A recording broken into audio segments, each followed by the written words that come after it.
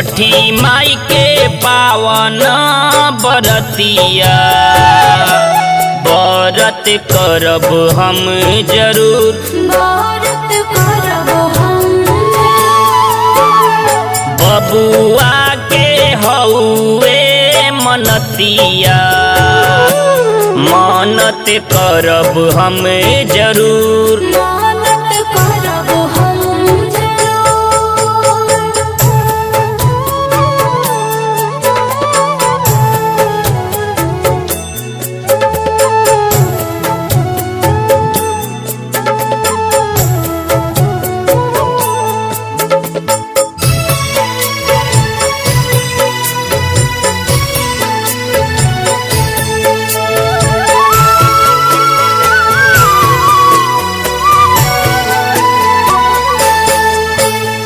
छठी माई के कृपा से भरी गई गोदिया जाई के बजरिया से लादी पिया कोसिया।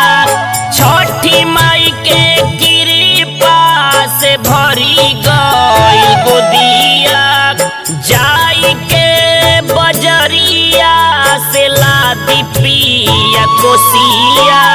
लेतिए आइब पियरी चुनरिया कोसी भरब हम जरूर। कोसी भरब हम जरूर।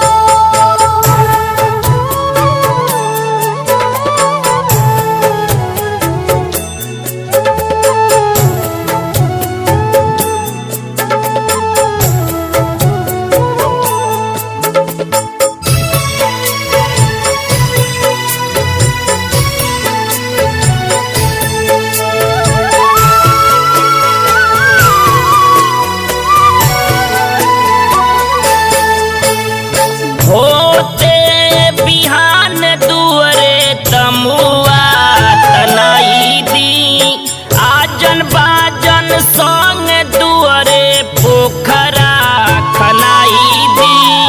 होते बिहान दुअरे तमुआ तनाई दी आजन बाजन संग दुअरे पोखरा खनाई दी।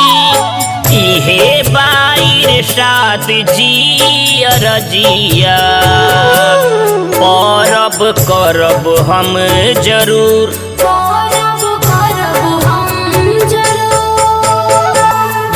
छठी माई के पावन बरतिया व्रत करब हम जरूर। व्रत करब हम